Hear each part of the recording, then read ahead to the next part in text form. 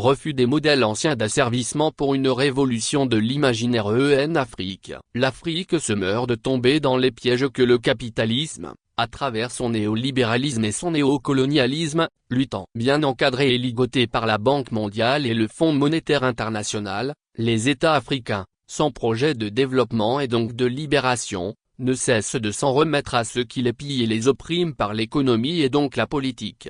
À travers ces deux instruments du capitalisme qui font de l'être humain un objet et une marchandise, nos dirigeants volontairement asservis et adoubés par l'impérialisme occidental, se sont toujours comportés comme des élèves appliqués de modèles imposés qui méprisent l'humain au profit du capital et de la consommation.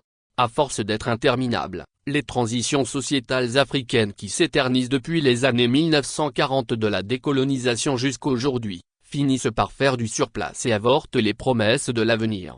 Dictature des pères de l'indépendance avec les partis uniques, régime militaire, accouchement difficile de démocratisation, retour des coups d'État militaires, le tout sur fond de fascisme, n'ont apporté aux pays africains que la faillite, une dépendance accrue et la misère.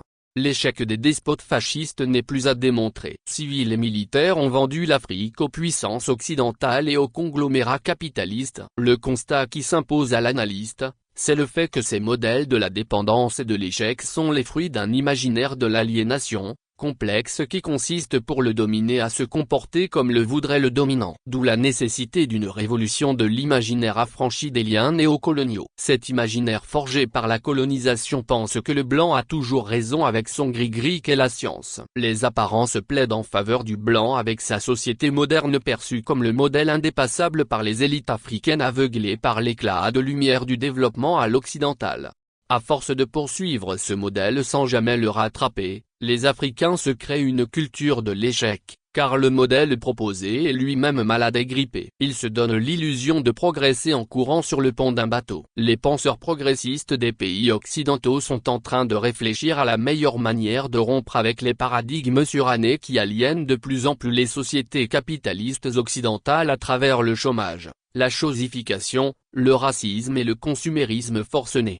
En Afrique, que nous propose-t-on? Le Togo est l'exemple typique de la supercherie politique. Pour toute liberté, l'individu togolais n'a que la liberté de consommer, s'il en a les moyens, la liberté de la servitude volontaire et la liberté, périodiquement, de se comporter en citoyen en obéissant à l'ordre d'aller voter à des élections truquées d'avance. La règle qui prévaut est de toujours faire semblant. Au Togo, on ne change pas une équipe qui perd. La révolution de l'imaginaire ne peut se faire sans la création qui est une manière de résistance. L'utopie est aussi une façon de dépasser les limites de l'imaginaire. Imaginons, testons d'autres paradigmes. Bousculons les structures, les programmes et la philosophie de l'université africaine qui n'est qu'une pâle copie des universités occidentales, destinée à fabriquer des enseignants et des étudiants africains sous-développés pour former et entretenir un imaginaire collectif de la culture de l'échec et de la servitude volontaire. Les États asiatiques sont passés par là. Cet imaginaire collectif révolutionnaire est totalement incompatible avec la gouvernance politique africaine actuelle qui est une médiocratie. Un auteur français a écrit: